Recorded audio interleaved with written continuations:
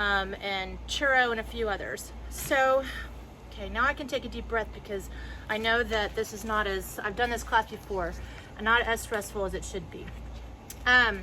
So I have set everything up today so that you can kind of see, and I'm gonna pull things forward and what I use in my kitchen.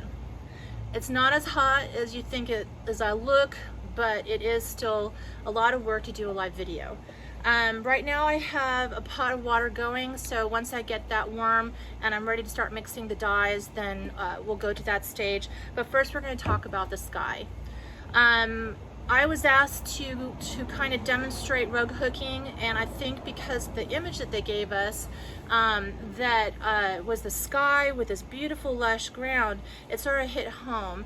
And since I already did this class with Houston, I thought, well, why not continue forward and actually embellish on what I first taught. This time I'm not teaching it like upside down because we could not get the camera to flip. I'm actually looking at you right now, so I know what I'm doing. I'm on my farm where I have elm paths behind us, so you will hear cars and occasionally a donkey honking. The sky can make and break a project. So I brought a hooked rug that's a little bit stained, but this was actually a chair pad that was hooked by my mother, and I wanted you to see that this is just a very antique look. It's called primitive, where you're using just two different shades. It's sort of a gradient collection, but you can see just it's a very simple, just maybe kettle dyed, whatever, pot dyed. The next thing I wanted to show you though was the variation with the sky where it's appliqué. So the difference between using simple and using complex is that you get more detail out of this. What comes to the forefront is the seagull. With this, the sky is now a part of the story. It makes a difference in how you dye your fabric. Other examples, of course I had this all organized at the shop, is don't take the sky so seriously. Here I use teal, which I was about to call tie. The teal is actually kettle dyed and a little bit of splotched here and there with leftover colors. And here we have it a little bit different where we create a winter sky. So I want you to notice two things. In this hooked project over here, there's movement. So my movement is going sideways and around the flower. In this project, it's going straight up and down. It almost gives you the illusion of snowfall from the distance. Now, since this is the Texas Hill Country, pretty sure it's not going to snow. But this is what we dream about if it were going to happen, that we could actually build a snowman in the Texas Hill Country. Another project that's close to my heart, two of them actually, that demonstrate sky, and I know I showed this in Houston, we actually went in and used white fabric to create our sky. You could technically dye this into your fabric, but you really need to be able to plan. You need to know where those colors are going to land, and you have to allow for nuance. Here, you're getting something straightforward, and that makes it different and special because we do get puffy clouds. With this project, I go ahead and I use the same concept of this fabric, this blue fabric, and I allow the lights to land where the lights are going to land because I know that I'm trying to get the sun to hit the flowers in a certain way. I'm not so much worried about the cloud cover.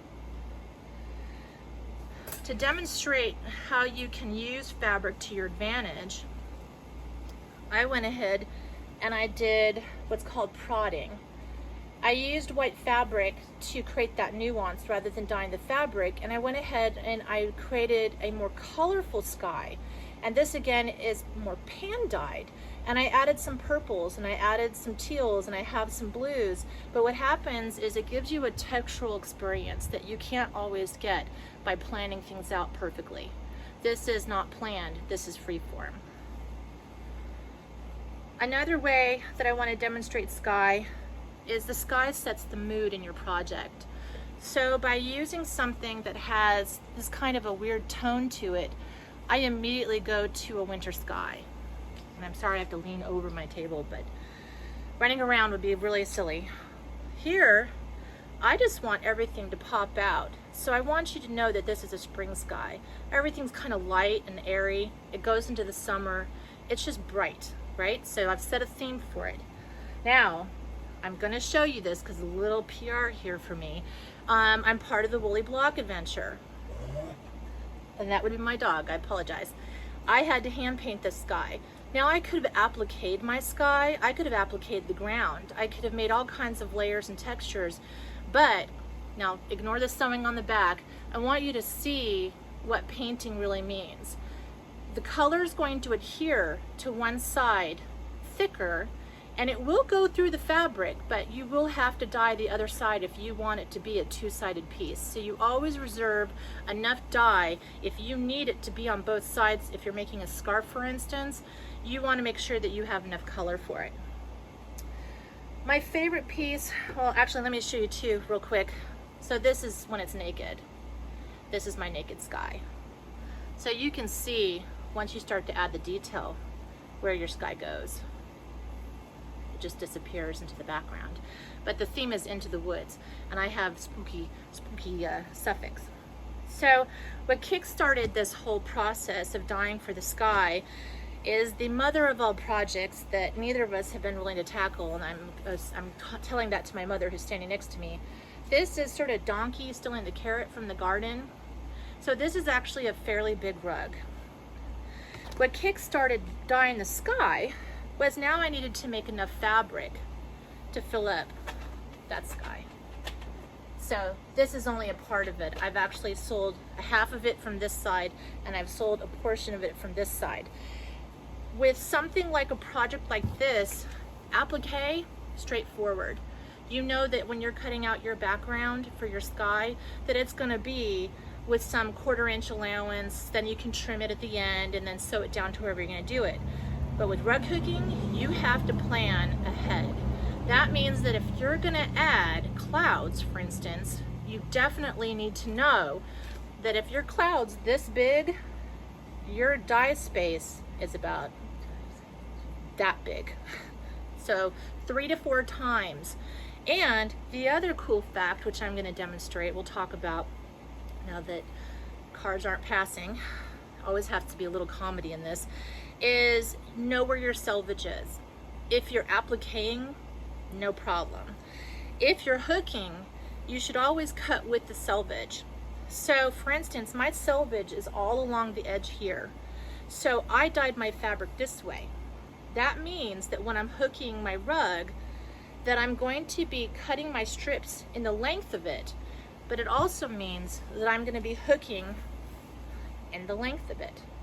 So I have to plan every nuance. Now, I don't do perfection, and I can't stay inside a box.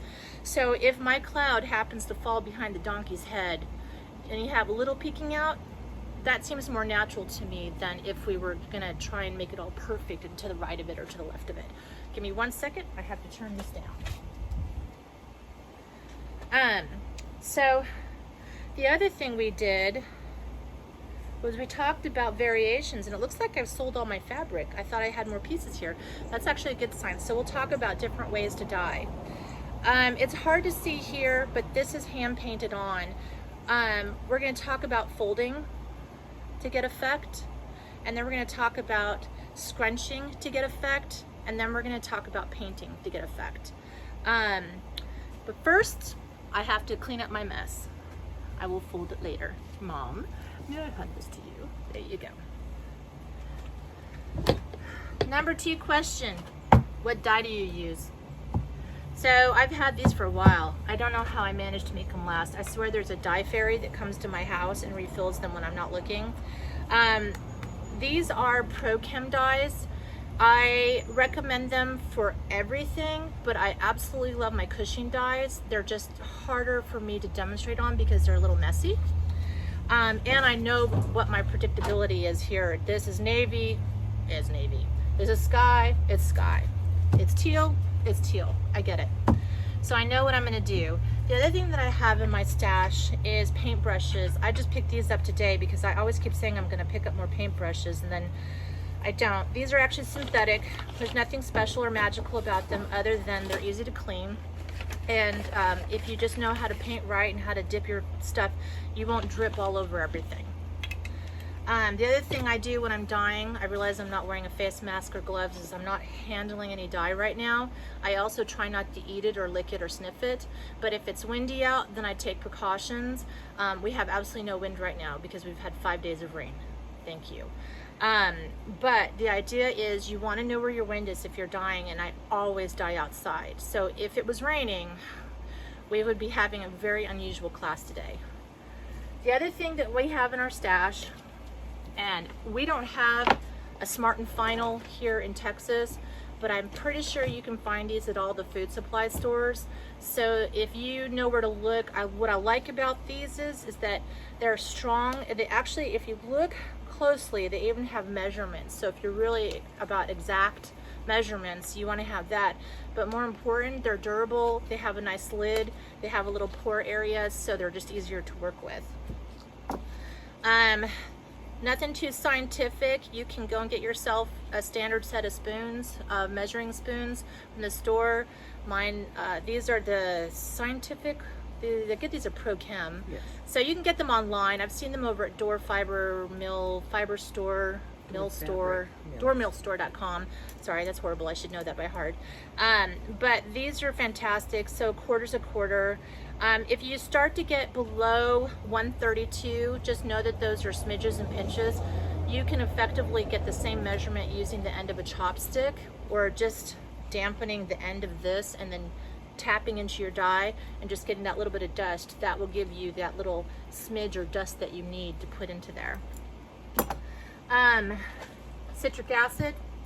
If you don't like this stuff, again, don't eat it. Don't drink it. If you touch it with your hands and you have open sores, it hurts. It's not going to kill you. It is actually a food based product, and I keep it in my stash, but you can also use vinegar. I think Jane Olsen swore by vinegar. You can also dilute this and have it just already in liquid form.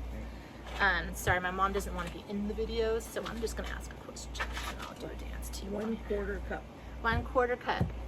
To your dye pot. All right. Of vinegar. Of vinegar. Dye pot or the fabric pot? Fabric pot. Okay. So, but knowing that, if it's a 1/4 cup of vinegar to your water where you're soaking your fabric, you're not going to use as much of this. And the only reason I'm pre-soaking it is because I want my colors to remain vibrant, but I also want them to adhere initially. I don't want to pick up my fabric and have the color drain off, and it will. Now, if you're going for that effect, perfect. This goes in at the end. Yeah. You put the citric acid or the vinegar at the end. What's inside the container are little 1/8 cuts. And I call them cuts, but they're actually rips. You do not cut your wool fabric initially unless if you're planning for an applique project. If you are working with rogue hooking, again, the only time you really are cutting, it looks like my camera's about to fall asleep, so hold on a second. I get to be a little funny today. I don't know what it did. It changed. Okay, hold on. We're still live. This fabric cut this is actually just pure white. It's pre-felt from Door. I put a little slit in the end. Okay, the reason I did this is because I want to remember that my selvage is running this direction. Had I, had it this way, I would have done it on the width of that. But this way I know. And then if I'm going back to rogue hook anyways, that's when you're going to use your cutters. So always rip your fabric. Don't cut it. It's not a quilt shop. This is for rogue hooking. This is for applique. That one's not going in even though it's a little wet now. I've been soaking my stuff. Again, number 4 or 5 question would be how long. It's not how long. You want things saturated. So, being a messy person, I use rainwater, so you find little weird things in there. I put these in so that I can test my colors. Okay, I have 3 colors, I have 4 skeins. What you're looking for is saturation. So you're going to take your fabric out, and I've noticed this, you might see weird white spots. This actually is fairly well saturated. What that means is you're not going to have dry spots all over your fabric. Where there's dry spots, the color doesn't stick. If you're going for that effect, that's awesome. But I want to show you how to paint.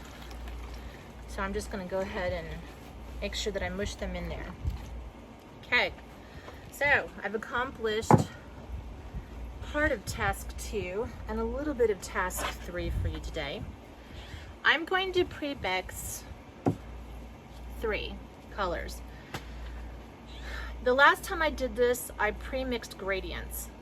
Now with the gradients, you only get 1 color for me and when I'm teaching. Okay, so I'd have to pick one, but I wanted to do 3 colors today, a little bit different. So what we're going to do is, in order to create that gradient nuance, is we're going to actually paint it. So we're going to dilute it with water and get our effect as we need it. Oh, I forgot to tell you, a little shout out to Unicorn, one of our sponsors for Bandera Fiber and Arts Week. I put this in with the fabric as well. It just helps to open up the fiber.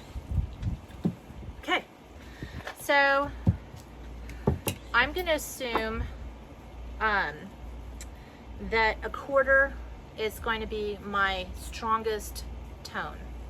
Okay, so when I say a quarter, I'm talking about a 1/4 teaspoon. And I'm going to use 2 cups of water, hot water. That's what I've been boiling over here. So it's always good to have some pots with extra water if you want to keep your mojo going. It's always good. I'm going to open this up away. There goes Denny from Fat Boys. She's one of our local gals, great sandwich shop. I'm going to put that in there. I'm being very gentle. Note, I don't have any dye on my hand. I'm not licking it, I'm not snipping it, so don't judge. I'm going to take my hot water. I'm going to measure out 2 cups. Again, I'm using rainwater, so it's not going to be perfect. And I'm going to let that go in there, and I'm going to mix it. And I'm going to repeat and stir, so I don't think I need to explain what I'm doing next, because you know. Now, the only thing I didn't do is I didn't bring a towel out, so So you go in the house and get one? you could, Is that yeah. the tub in the dining room? What we're going to do, you can also keep salt at your table. I'm going to rinse that off real quick. It's the life of an artist, man, I'm telling you. This is what we do. I've sacrificed more clothing to this hobby than anything else. So this is my sky blue. Okay, and I lied. I now have dye on my hands, but I'm not gonna cry. Again, I'm not inhaling it. Okay, we have a questionable towel that's been out in the rain. Put that there. It's the beauty of not having the stress of being in a harder situation. Get my 2. Gonna do that. That's the lightest value, technically. That's sky. Okay. I have a puppy in the background who's entertaining us. Okay. Kids, don't do this at home. I'm rinsing this off. Again, if you have salt, you can also put that in salt. I know I should have used a towel, but I've already got my mojo thing going. And again, I'm gonna use teal. Now what I'm going to do is I'm going to move them to the side so they're not in the way of what I'm doing. Now I realize you're also having to watch me backwards, and I apologize for that, but I don't think it would have been any easier over my shoulder. So there's my 100% value right there. There's some weird stuff in this rainwater, but since we're just demonstrating, and I'll use any wool fabric that I dye, and ironically everything I dye tends to get sold in some way or another, we will make the best of it. So what I've chosen for my colors, it's not going to affect anything. What I've chosen for my colors is sky, teal, and navy. I'm assuming that this is my light, my medium, and my dark. Navy and Pro Chem has a purple tone to it. With the purple tone, you can play with that by adding something like sky or adding a teal. The teal has more of a yellow tone. So when you are going over it, you can actually create a change in a 3rd or 4th color as you're doing it. The next thing we're gonna do is pan, please. Thank you. This is just chafe pan. I don't advise getting the ones that you can throw away for roasters. I like these. These are getting Smart and Final, but if you're hooked up and you know your cooking stores, these are a little bit bigger than your average roasting pan, so you can get more value out of this, and it's worth the money. So the first thing I'm gonna do, I find hilarious, I think I dropped them right there, is I'm going to go ahead and I'm gonna dunk this so you can see. This is, oh, I don't know if you can see that from here. So here's what we're gonna do first. I'm gonna take these, I'm gonna dunk them, and then I'll walk closer to the camera, just to be entertaining.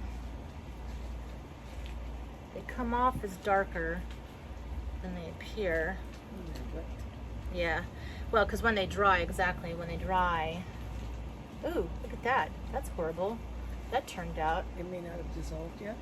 Maybe it needs a little time. Also, there are some colors, just so you know, that saturate over a period of time versus just dunking it in. But I can see just by going in and out, and now I've got my navy. It just needs that. So, coming back around, I don't know if you can see. I have to show this video too. And I'm gonna show this video. We're videoing 2 cameras today. It's crazy. But I want this for posterity. But sky blue, teal blue, navy blue. I had to actually dunk this in my cup a couple of times to get it to where I want it to be. So, now we know what we're dealing with. Put those right there. Put them right there. Put them right there. Okay, so the first victim here for my fabric. This is the most fun because I had a little dye on my hand. I'm gonna figure out where that navy blue went, and I'm gonna make this my top. I'm gonna scrunch. Okay, scrunching is fun. I'm not adding any water to my pan because if I add water to the pan, then my color's just gonna run. If I want it to be saturated, then I want it to be in a solid state. So, knowing what I know, I'm gonna go ahead and mix this up just a little bit more. Navy blue is a tricky color. It really is a tricky color because every fiber is gonna react differently. So when I put it on, this is coming out as a purple. It needed a lot of effort. I know. No, this one, usually when I do my navy, here it goes, it's starting to change. Okay. Look, there it goes. There it goes. It's yeah. Oxidizing. I noticed this with the cushion dyes as well. Yeah. This is the first time I've had this happen, Prochem. where it turned into a, yeah, with Prochem. It could be the water. Could be the rainwater. Could be the rainwater. It could be the humidity in the air. It could be anything. But you can see, Yeah. I'm gonna pick it up. When I pick it up, it's actually changing color as it stays longer in the fiber. So I'm panicking because I'm demonstrating. Now I'm not gonna panic anymore. I should know better. Okay, so we're gonna scrunch this back up again. And now what we're gonna do is, actually, can you give me one, do I have a third one? So I just got these at True Value. I'm gonna go ahead and I'm just gonna rinse these out. I'm gonna give my truck a bath. I'm gonna go into value, thank you. I'm gonna go into our medium value. And I'm just gonna press it on. Oh, that's pretty. And then tip it. Yeah, let me get a little bit more right there. So this is what I would call a fall sky.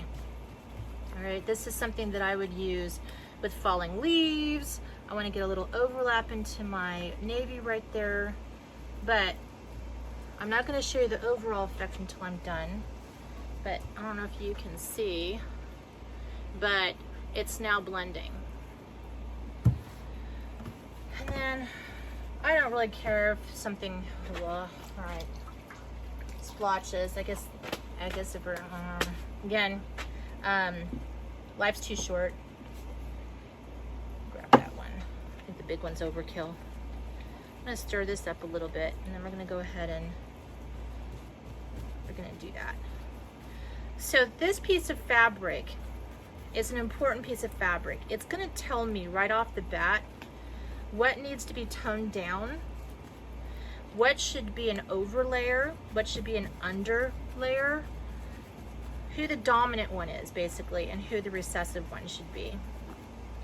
But again, if I'm doing a fall sky, and since we're heading into pumpkin season, thankfully, and the possibility of colored leaves, I'm gonna want something this rich. And remember, this is my 100% value. It's a 1/4 teaspoon to 2 cups of hot water.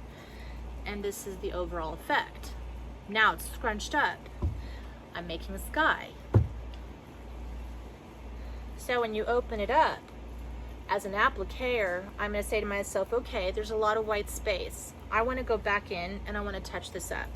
So I'm actually going to go ahead and just set this to the side real quick. Take the old handy dandy paper thingy. Tell my mother to watch out for my dye. Couldn't do that for Houston Fiber Festival because I was in my shop. I'm gonna go back now. I'm gonna lay this out a little bit differently. So now, hold it at an angle before you do anything. Oh, So sorry. you can see what you did. Okay, my mom's telling me to hold this at an angle. By the way, my mom is Suzu. She's the original owner of Suzu's Woolworks. I'm Jennifer, and I took over. I'm not Suzu, but she's awesome. So what I'm gonna do is I'm gonna empty out the dirty water. So I put rainwater. I'm gonna put a little bit in here. I'm gonna take some of my 100% sky blue. I'm just gonna put a little bit. So if I were gonna tell you what that was, maybe a teaspoon? 1/16 of a cup. Maybe? Maybe. Yeah. That was more than a teaspoon. Yeah. It's an eyeball thing. You just kind of know. Now I'm gonna take my bigger brush because I'm gonna be more aggressive. Now you might hear my husband arriving, so I'm apologizing in advance for the noise of his truck. And I'm just gonna paint over or overtone that. What I love is you'll see the soap bubbles moving with it. The soap actually helps. It's kind of fun, it's transformative. But just by doing that, I'm actually taking those tones and not making them as harsh. So when I get into, now I am putting the light blue in this section. If I'm gonna be a painter here and I'm telling you how to do this, or what I think works really well, is I'm gonna go ahead and let this color move as much as I can. Now the other thing I can tell you is that while the color is from here is still setting, if you use brush strokes this way, sometimes you can actually pick up some residue and carry it forward, and that makes it even more interesting. So I'm not dumping it in. I know I could make this go faster, but I have more than 45 minutes. So you're just gonna have to bear with me. That or my battery's gonna die on the phone. One way or another, we're gonna make this happen. So I don't have enough blue in here.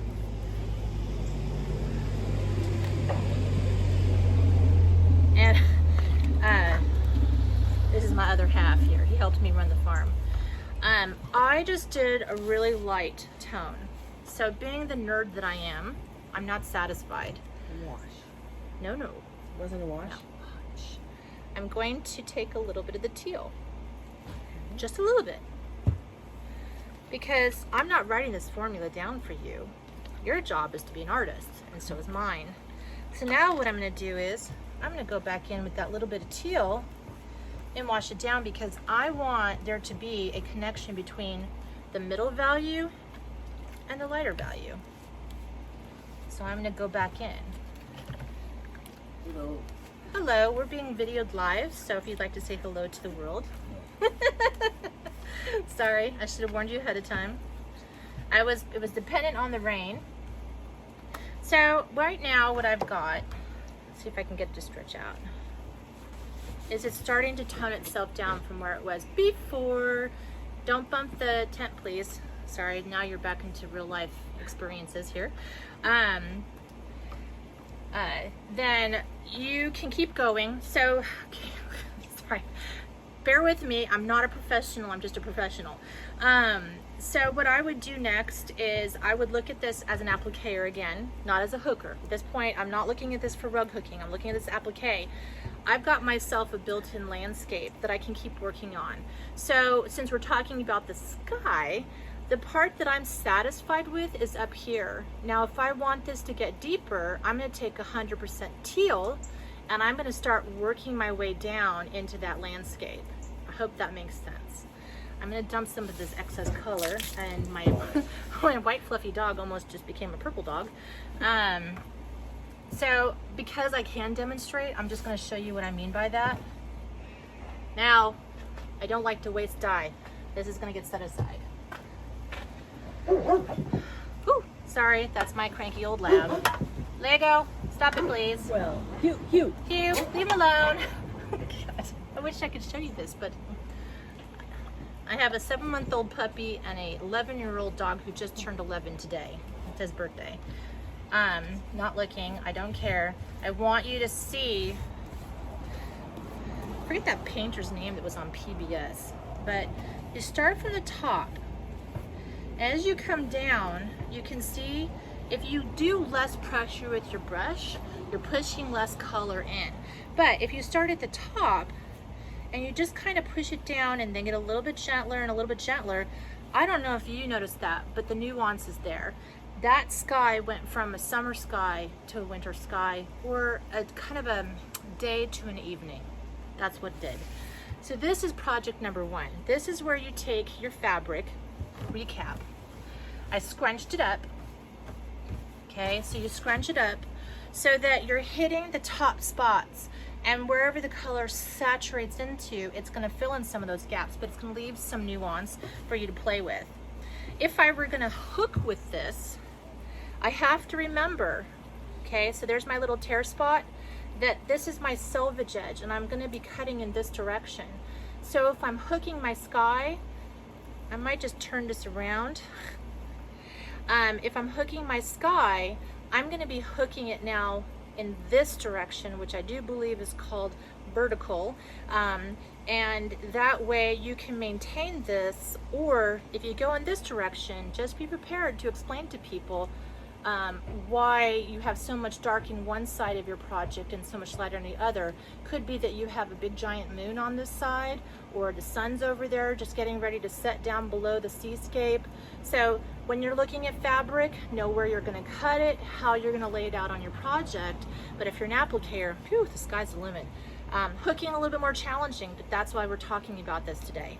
So that's the first one. So I'm just gonna, so that it's not sitting around, and here, so it's in the background. We weren't sure if it was gonna rain today, and if it did again, I would still teach the class. I'm just not sure how I would have done it. Lots of plastic bags, I guess. So, still not clean enough. I'm gonna go ahead and clean. This is kind of important. This dye, all of the nasty stuff has been exhausted out. So what I'm really getting rid of is just residue. I can't speak English. I tend to recycle. So like if I'm dyeing yarn, for instance, there will be residue in the pot. The best thing you can do is take a piece of wool fabric, like maybe take 4 or 5 cuts that are a little bit weird, keep them on the side. When you want to clean that pot out before you dye your next thing of yarn or fiber or whatever you're doing, take that piece of fabric you would consider to be leftovers and run it in your pot and clean out the dye. And now you've got a magical piece of fabric. And if it's not good enough, you can just throw it to the side, and every time you've got to clean that pot out or absorb excess color, throw that piece in there, and then you're going to end up with something really kind of cool and bohemian. And you never know what you're going to use that for. So that was the scrunch method. The next one, a little bit, I haven't really had a need to use it just yet, but it is sold. I know we used it for something. I take my fabric, and if I'm going to be hooking it, I'm going to use my brain. I'm going to find my little trigger mark there. I have to make a decision how I'm going to dye my sky. So if I know that I'm going to have to cut my fabric up and down this way, and if I decide to fan it this way, I have to take into account that I may accidentally, again, have, like with this other piece, it be darker on one side and lighter here, and then I have to make up for it on the coming back. So if I'm gonna hook my rug, and I know that I'm cutting with the selvage, and again, not necessarily gonna use a piece this small, but sometimes you just do like little penny rugs or something. You wanna fold it with the selvage because that way you can decide where your sky is going to be. If you want, ooh, I just had a moment. Where did I put them? Don't move.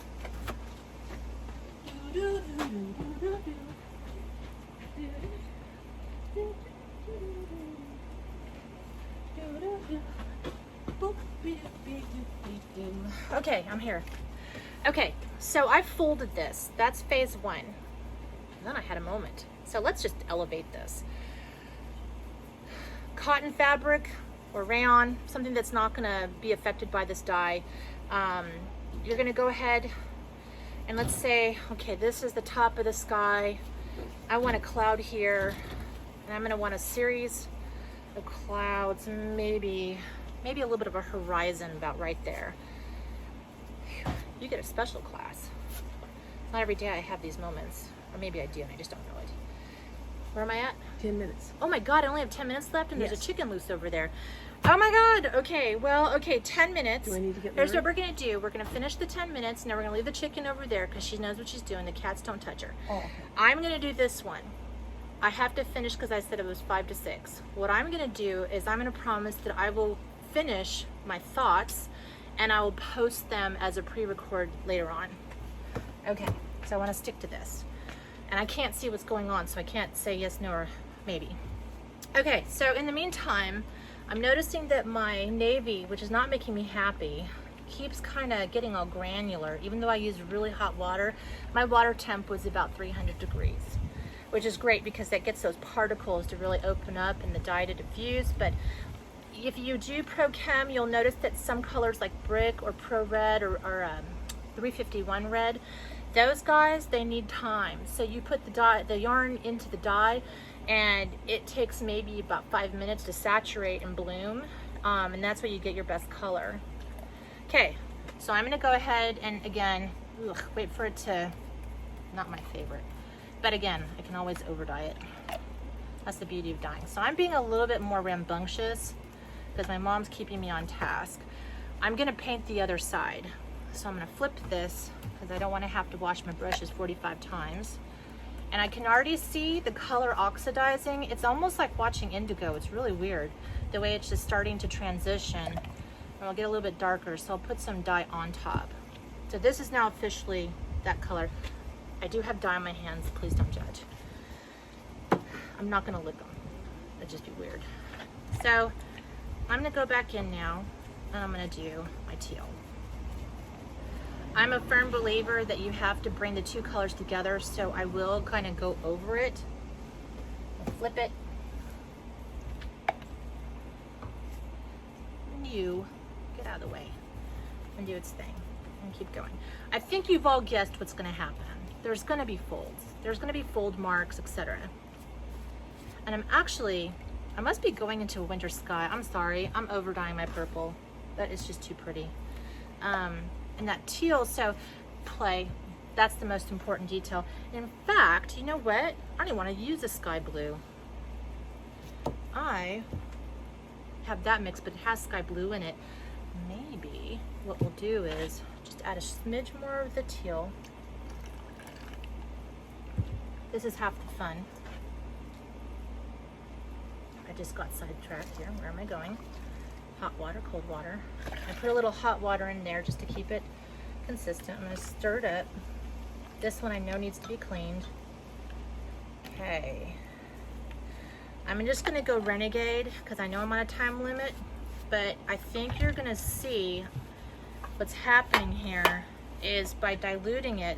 And again, I realize that now my dye is going in that direction, but if you start at one end and you push it down this way, it will become an automatic fade. I don't care that my fold undid itself. I'm all about creativity and spontaneity. So you may not have heard that. Creativity and spontaneity, very good thing. The other thing that I'm getting into, even though I don't get political about it, but I love the whole concept of the arts and crafts movement. And the theme is joy in what you do. Joy in creating and fellowship. So by me offering this today from Little Texas, or the Texas Hill Country, I'm able to share with anybody who is on this page what I'm doing here in Texas. So, my mom hasn't come back. So, I have no idea what time it is. But I'm just impressed that my Facebook held out this long. Out in the country, we still don't have fiber optics or anything fancy. I'm gonna take those off. So, there are two sides to this story. I need to, I don't want to waste that. That's actually still good dye. This is why you need to have a lot of cups and a lot of patience. I'm going to take that dye right there. The stuff that I rinsed out was not that dense. I got really heavy-handed in my excitement here. Go ahead and just rinse that out. It's nice to have a little bit of that unicorn fiber wash in there too, because it helps to clean. And that's biodegradable, all natural. Okay, two sides of the story. So you have side A, and I'm actually pretty impressed in side B. They're fairly consistent. So if you're appliquing again, what you're gonna see here is striations. You can work with those striations. This is just another method to get effect. If you're hooking, again, you're hooking up and down this way. What you need to do is you need to go back in and fill in those gaps. You need to cover up the spots that you don't want to show. So, like, we're working with teal, and I want, oh yeah, wait, that's the diluted teal. Let's go back to Dye 101. I know that this is an awesome potential cloud section for a very small project. So again, think large scale. That would be Shivala. She heard me. Dead giveaway right there. If you're going to create a cloud, for instance, and you want to isolate, you can use your dye to isolate that cloud. Now, if you're rug hooking, I don't recommend this method unless if it's a technique you want to use on it, if you're going for something really wild and artsy-fartsy. So the next method, I do believe I can squeeze this in. It's the most obvious. I'm going to have fun with this later. Still some residue dye. Let's rinse it off. That's just residue. I'd use that in drug cooking. Oh, I'm going to put that into the... Oh, yeah, totally. Well, it just depends on what your intention is. Yeah. You know, if I'm trying to make clouds, boy, I'll tell you. Now, I didn't use the colors that they showed in the picture. I think we're going to go ahead and Save that. Never waste dye. Never waste dye. A little bit of residue, I can sacrifice. Okay, so this is the finale. Ooh, look at that. I didn't actually even rip this one. Oh, I wonder if this was the one I was supposed to be demonstrating on to show you how to grip it. Lo and behold, I take away the pan because I need the space. My selvage, you can put it on a towel, but the problem with the towel is it's going to absorb all your color. And generally you would clean off your stuff before you do it. But Your selvage is here. yeah, Yeah. my selvage is down here. Sorry, oops. So my direction on this project is still to cut it this way, but I'm thinking about that donkey chasing it. Oh, cool, I just cleaned up my table. I'm thinking about the donkey. My cloud has to be this wide. I'm gonna set my parameters, and it does work. This does work. I think this was the question. Now you might want to use a smaller brush, but since we're going Renegade for the final 5 minutes over my hour thing, I can tell you right now that this cloud, when I'm finished painting out this sky, this cloud is actually going to be about that big. And that is that big compared to that big. So I'm painting my cloud on, and then I'm going to move around it. So I love the nuance of a sky that's not perfect. So I might take my teal, and then I have my blue brush right here. This is my sky, which doesn't impress me as much. So I'm going to kind of take some of that excess out, get it saturated, but I'm going to be real light-handed on it. But by doing that and mixing it in, the teal's going to pop out where the teal wants to pop out. And then as you layer, and layering is key because it's kind of like oil painting, it doesn't dry as quickly as you think it would, and you can always get your fabric wet again. Okay, wait, I'm getting confused. This is my stuff, so I'm going to sign off here, but I will continue this thought, I promise. What time is it? It's 5:45. Oh, it's only 5:45. I Yeah. have 15 minutes left. 15 minutes, sorry. Holy I thought you cow. had 45 minutes, not an hour. Just take a deep breath. Keep going. Okay. Keep going. It's Friday. Whatever. Okay. Okay, so we're gonna slow down back into PBS mode. Painterly, you can, if you pre-soak your fabric, have your polka dots on there. But as you layer your color, you'll notice that they start to disappear into the background. So I just love this. The navy is totally like, it's amazing because it really is behaving like indigo. As it oxidizes or hits the air, it's just changing and transforming color right in there. So I'm gonna stay around my cloud, but I want you to see, now that the sun decided to come back again for a minute, because it's not gonna rain till Sunday, but I want you just to see the nuance of just using the paintbrush. I'm not touching my cloud. My cloud's gonna stay there, and in fact, you know what I'm gonna do? When I'm done and this is dry, I'm gonna hook it to show you what happens. But when I go to cut it, this is the sad part, when I go to cut it, my selvage is not the length of it, so it's not gonna be all cut and dry. I'm gonna be cutting in this direction, so what I have to do as a hooker, I have to plan every cut, and knowing that your closest cut starts here, it's 1, 2, 3, 4 for your cuts, I'm gonna take a little painter's tape to keep those 4 cuts together, and that way I know which one is next, and I can stay in order and get my cloud to line up to where it needs to be. And it may be a matter of you having to hook, mess with the fabric a little bit to get everything to line up. It's not like knitting, you know, when you knit, it is what it is. But with fabric, you have the ability to move it as you need to, but there will be some waste in that, so just don't cry. So, but anyways, so this is the paint method. So I think the message I really wanted to get across today, so I may do cut this short, is that I wanted you to see how you're gonna look at your fabric. So we know that we're gonna cut with the selvage if we're rug hooking. If we're appliquing, we're gonna cut with the fabric the way where we want it to land. We're gonna look at our fabric a heck of a lot differently than we used to. So when you go to shops and you see hand-dyed fabric, if you don't wanna hand dye it yourself, you're gonna go in and you're gonna look at it and say, this has the possibility to be what? Ooh, a sky. Or the possibility to be the backdrop for something. Or it can actually be the flower. But what I also want you to do is, if you do continue to dye, is to not be afraid to explore. That was the dog, not me. Explore, because the more that you play with color, the better you're going to understand what it does. And believe it or not, there's a connection between applique, rug hooking, knitting, and crochet. What I tell people in crochet, it's similar to rug hooking. It's gonna, what you see here is gonna be here. With knitting, it's gonna be right there. With weaving, what you see is what you get. And believe it or not, with wool fabric, you can weave it. If you want to sew your ends together, you can actually create little rag rugs.